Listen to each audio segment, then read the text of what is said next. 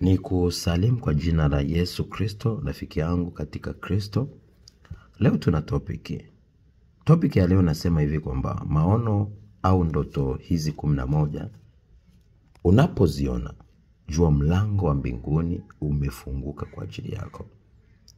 Soma kitabu cha Ufunuo sura ya 4 mstari wa 1 mpaka 11. Nataka nikusomee kitu ambacho kitaweza kuweka alama ya kudumu kwenye maisha yako. Safari ya maisha ya mwanadamu asiyemjua Mungu ni safari ya mtu ambaye ni kipofu, yuko njia panda. Mungu pekee ndiye anayeweza kutia nuru. Mwili haufai kitu. Roho ndio inayotia uzima. Maana maneno ya Mungu ni roho tena ni uzima. Yohana 6:63. Lakini Mungu ni roho, wanaomwabudu yafaa wamwabudu katika roho na kweli. Yohana 4 mstari wa 24.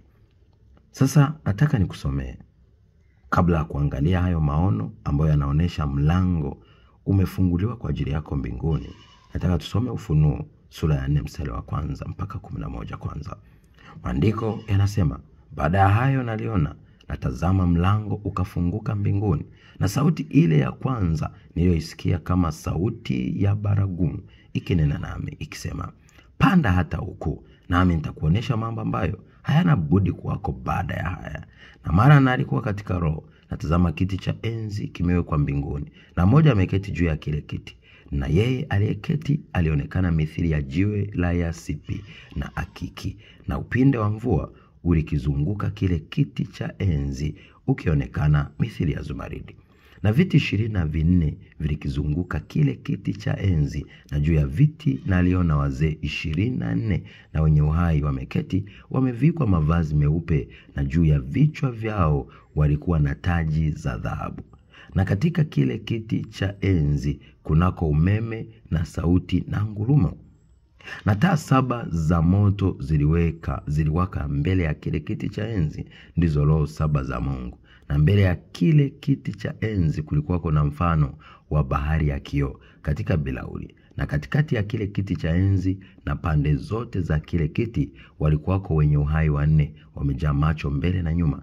Na huyo mwenye uhai wa kwanza alikuwa mfano wa simba, na mwenye uhai wa pili alikuwa mfano wa ndama, na mwenye uhai wa tatu alikuwa na uso kama uso wa mwanadamu, na mwenye uhai wa 4 alikuwa na mfano wa tai arukayo, na mwenye uhai wa 4 hawa wenye uhai wa 4 kila mmoja alikuwa na mbawa 6, na pande zote za ndani wamejaa macho, wala hawapumziki mchana wala usiku, wakisema, mtakatifu, mtakatifu, mtakatifu, Bwana Mungu Mwenyezi.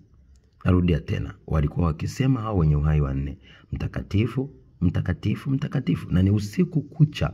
Sasa jiulize wewe, umemtukuza Mungu kwa muda gani? Mwanadamu ambaye ameumbwa kwa upendeleo tu, umemsifu Mungu kwa muda gani? Mwanadamu,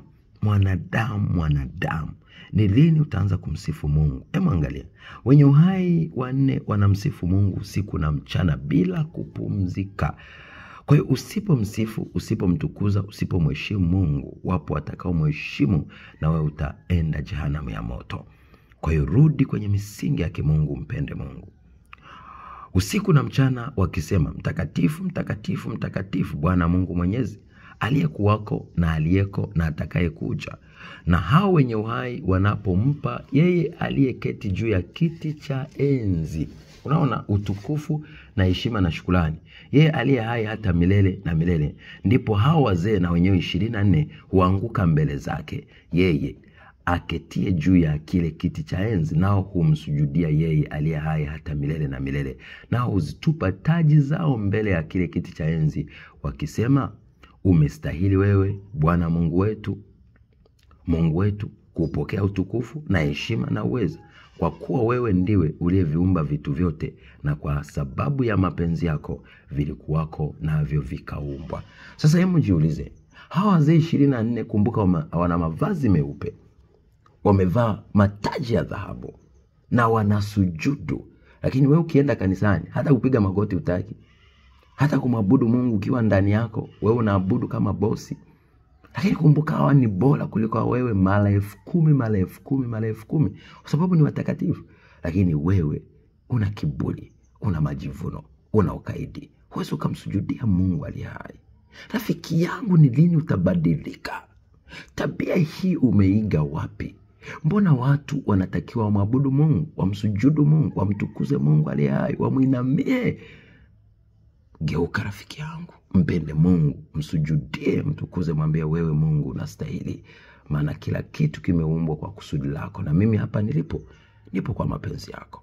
Hiyo itakuwa ni mwanzo wa kumpenda Mungu, na kumcha Mungu ni chanzo cha maarifa. Mtu yeyote asiyemcha Mungu hana akili, asiyemcha Mungu hana hekima, hana maarifa. Maandiko yanasema bali wapumbavu humdhalau, hulidhalau hilo neno. Lakini mwenye akili au kumcha Mungu ni chanzo cha akili, ni chanzo cha hekima, ni chanzo cha maarifa. Sasa twende moja kwa moja ni kuonesha hizo ndoto au hayo maono. Ukiyaona, jua mlango kwa ajili yako umefunguka na Mungu anataka ajitukuze kwenye maisha yako. Cha kwanza, unasikia sauti kama ya baragumu au ya maji mengi ikiliita jina lako ndotoni au kwenye maono. Jua ni Bwana Yesu Kristo mwenyewe. 2, unaona mtu ameketi kwenye kiti cha enzi mawinguni aking'ara kama jua au kama moto. Soma Waebrania 12:29. Maandiko yanasemaje? Mungu ni moto ulao. Soma Yohana 4:24. Maandiko yanasema Mungu ni roho, wanaomwabudu Mungu wamwabudu katika roho na kweli. 3, unaona jiwe la thamani mithili ya yasipi au akiki. Soma hicho kitabu cha Ufunuo sura ya 4. Anakuambia aliona kwenye kiti cha enzi kuna jiwe la thamani ambalo lina mithili ya yasipi au akiki. Kumbuka haya ni madini ya thamani kuliko dhahabu, kuliko almasi, kuliko chochote cha thamani mbinguni na duniani. Kwa hiyo unapoliona jiwe la akiki na yasipi, ni utukufu usio na mipaka wa Mungu wa majeshi. Lakini 4, unaona upinde wa mvua umezunguka kile kiti cha enzi. Kiti kiko mawinguni au madhabahuni, ni kiti cha dhahabu safi. Ukiona au kiti cheupe. Ukiona hiyo ishara, basi Mungu anaonesha ni agano lake alilolifanya na Nuhu, kwamba hakuna tena maji yatakayo kuja kuangamiza dunia. Kumbuka kipindi kile dunia iliangamia, kipindi kile cha Nuhu, dunia nzima, hadi wakabaki watu 8. Ikabidi hata watoto wa Nuhu walale na Nuhu ili wapate uzao. Wale wa Amori tunawaona. Sasa ni Wakanani tunawaona, ambao ni waasi wa Mungu kwa sababu walitokana na zinaa. Lakini kitu cha 5, unaona rangi ya zumaridi au kama uta wa mvua au upinde wa mvua. Ina maana hiyo ni ishara pia ya agano la Mungu. 6, unaona au unaota au unaona maono ya viti 24 vya enzi mawinguni. Ina maana wale ni wazee 24. Ina maana wale watu ni wanafunzi 12 wa Yesu Kristo, lakini pia na wazee 24 wa Israeli. Ina maana yale makabila 12 ya Yakobo. Lakini 7, unaona ndoto wazee 24 wana mavazi meupe na wana mataji ya dhahabu vichwani mwao. Ina maana ni utukufu wa Mungu. Ina maana ukipambana, ukizidi kumpenda Mungu, nao utakuwa miongoni mwa hao wazee. Ina maana watu walioheshimika sana kwenye ufalme wa Mungu, na utapata taji au tuzo ya dhahabu kwenye maisha yako na mavazi meupe. 8, ni ndoto au maono. Unaona bahari ya kioo ya rangi ya blue. Ina maana ni upendeleo wa ukuu wa Mungu usio na mipaka. Kama jinsi bahari usipoweza kutembea ukafika mwisho wake, ndivyo Mungu alivyo mkuu kuliko chochote. Hiyo ni mfano tu, lakini yeye ni zaidi mara 1000, mara 10,000, mara 10,000, mara 10,000 zaidi ya hiyo bahari unayoijua. Lakini 9, ni maono au ndoto. Kwenye kiti cha enzi kuna viumbe wamejaa macho mbele na nyuma. Ina maana hao wana maana gani? Ni wenye uhai 4, ambao mmoja atakuwa na sura ya tai, simba, ndama au mwanadamu. Lakini pia hao wana mabawa 6. Ukiona hivyo, unajua ni roho ya unabii iko ndani yako. Jua ni roho ya maono ya Mungu, ni roho isiyochoka, ni moto wa Mungu mwenyewe, kwa sababu wale viumbe wao wanaimba mtakatifu, mtakatifu, mtakatifu, na wale pia ni mfano wa maserafi ambao ni moto ulao. Ina maana kiti cha enzi cha Mungu ni moto, naye ni moto na anaketi kwenye moto. Ndio maana ukiwa na moto wa Mungu hakuna adui yeyote anayeweza kuharibu maisha yako. Lakini 10 ni ndoto unaona viumbe mbinguni au mawinguni vikisema mtakatifu, mtakatifu, mtakatifu bila kukoma, na vinampa Mungu utukufu, heshima na shukrani. Ukiona hivyo basi jua ni wenye uhai wa 4, na ukiona wenye uhai wa 4 ina maana Mungu anataka uanze kumsifu, kumtukuza. Ina maana Mungu ameweka roho ya sifa ndani yako, ya kumtukuza ndani yake. Unatakiwa umsifu na kumtukuza kwenye kile kipawa ambacho Mungu ameweka ndani yako. 11 na mwisho ni ndoto unaona wazee 24 wana mataji ya dhahabu, wanazitupa taji zao mbele ya kiti cha enzi wakisema, umestahili wewe Bwana Mungu wetu kupokea utukufu na heshima na uweza, kwa kuwa wewe uliviumba vitu vyote, na kwa sababu ya mapenzi yako vimekuwako navyo vikaumbwa. Unaposikiliza sauti hiyo, jua ni nguvu ya Mungu inakwambia anza kumtukuza Mungu. Ungana na wazee 24, ungana na wenye uhai wa 4 katika maombi yako, umtukuze aliye juu sana, maana kuna mambo anataka afanye kwenye maisha yako. Anataka akutumie kama chombo cha sifa, anataka akutumie kama malaika wa sifa baada ya hapa duniani, au kwenye ulimwengu wa roho, au hapa duniani pia. Kwa sababu kuna watu hapa duniani wanaishi lakini wana ufalme mbinguni, wameshaitwa mbinguni. Tunamwona mtu kama Elia anakuja kuchukuliwa na the chariot of fire, na farasi wa moto, na magari ya moto, na magurudumu ya moto. Tunamwona Enoko anaondoka na Mungu. Sijui alimbebaje au alimpeleka kwa njia gani, lakini inasemekana malaika walikuja wakampeleka. Lakini pia tunamwona Yesu Kristo mwenyewe anapaa kabisa, watu wanashangaa yeye anapaa. Kumbuka hiyo nguvu mpaka ulimwengu wa sasa upo. Lakini ulimwengu wa sasa, kwa nini haya mambo hayatokei? Tuzidi kumpenda, tuongeze speed ya kumpenda, na hiyo miujiza inaweza kutokea. Unaweza kuwa wewe.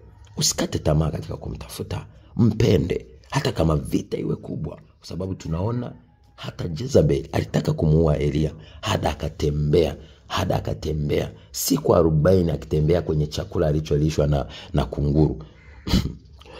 Maisha ya watu wote waliofanikiwa na Mungu, adui aliwatafuta kuwaua. Yesu mwenyewe kipindi amezaliwa, Herode alitaka kuja kumwangamiza. Musa mwenyewe kipindi anazaliwa, Farao alitaka kumwangamiza. Lakini ukiwa na kusudi la Mungu, kama haukufa utotoni, rafiki yangu, usikate tamaa. Mungu ana mpango na wewe. Usichoke. Mtafute Mungu, atakupa mwelekeo. Mtafute Mungu, atakuongoza. Kama ameshasema na wewe, usichoke, usikate tamaa. Usiangalie majaribu yanayokuja, vita inayokuja, mapigo yanayokuja. Jua ni kwa ajili ya kukutukuza, maana Mungu anatukuzwa katika utukufu. Mungu ni moto ulao, anatukuzwa katika moto. Dhahabu ili iwe safi lazima ipite kwenye moto, na wewe ili Mungu akusafishe lazima upitie majaribu na moto. Ndio maana ukisoma Zaburi 23 anakuambia ujapopita katika bonde la uvuli wa mauti, yani itafikia hatua uone kama unakufa lakini hautokufa. Na hapo ndipo gongo lake na fimbo yake havitokuacha. Na hapo ndipo ataandaa meza mbele ya watesi wako. Atakupaka mafuta mabichi na kikombe chako kitafurika. Mungu si Mungu wa kawaida. Anza kumpenda, anza kumwamini, anza kusema rafiki yangu Mungu nakupenda, kwa kumaanisha kabisa. Mwambie Bwana wangu Yesu Kristo, wewe ni kila kitu, nakupenda wewe peke yako. Roho Mtakatifu rafiki yangu, nifundishe kumpenda Mungu. Nijulishe njia zako, nifundishe. Ondoa kila kitu changu, nipe kila kitu chako. Ukiwa unaomba hayo maombi ya kumjua zaidi, kumpenda zaidi, akutumie, akupe moyo wa upole, moyo wa unyenyekevu, akupe moyo uliopondeka na kuvunjika, akupe moyo unaotetemeka unaposikia sauti yake, akupe moyo mnyonge, kama kitabu cha Isaya 66 mstari wa 2 inavyosema. Ndugu, utashangaa makuu yakitokea kwenye maisha yako. Mungu anawapenda wampendao, na wanaomtafuta kwa bidii watamwona. Ndio maana Yeremia 33:3 anakuambia, niite nami nitakuitikia, nitakuonesha mambo makubwa na magumu usiyojua. Mathayo 7:7 inasema, omba utapata, Tafuta utaona, bisha utafunguliwa. Bila kuchukua hatua kwa Mungu kumtafuta, ndugu, utamsikiliza kwenye vyombo vya habari. Wengine wakiwa wanatenda miujiza, wanafanya mambo makubwa duniani, wewe utahisi ni uongo. Lakini Mungu anawapenda wampendao, na wale wanaomtafuta kwa bidii watamwona. Soma kile kitabu cha Isaya 65 mstari wa 24. Anakuambiaje? Kabla ya kuomba nitakuwa nimeshajibu, na kabla ya kusema nitakuwa nimeshasikia. Pale unapokuwa na uhusiano naye mzuri, maana majibu ya Mungu ni kwa mwenye haki tu.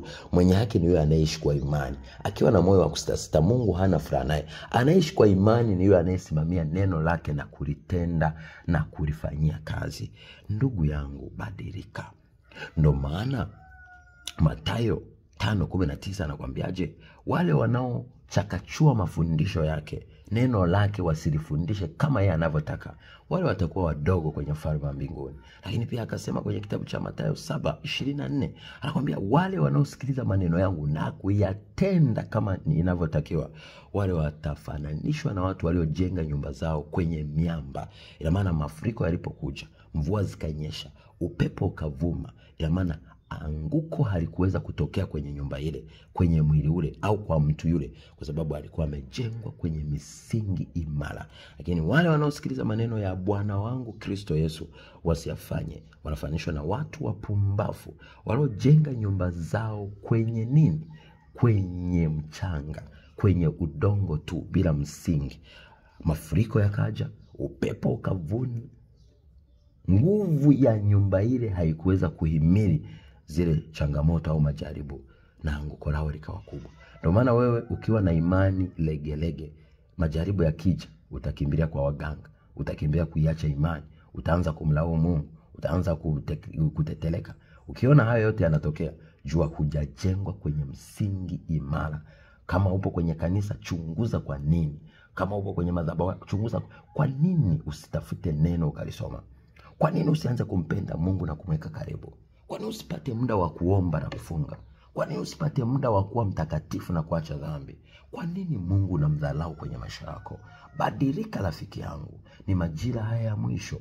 Ukikosa majira haya ya neema, utakomboa uhai wako kwa damu yako mwenyewe. Nawapenda. Yesu anawapenda kupitiliza. Ndio maana amewatuma manabii, amewatuma walimu, amewatuma wachungaji, amewatuma mitume. Sasa wale wa kweli watakufundisha ile kweli, lakini wale wa uongo watakudanganya, watakutoa rohoni, watakupeleka mwilini ili uje uangamie nao jehanamu ya moto. Stuka! Ni majira ya kustuka kutoka kwenye giza ili uingie kwenye nuru. Nawapenda. In Jesus name. Shalom.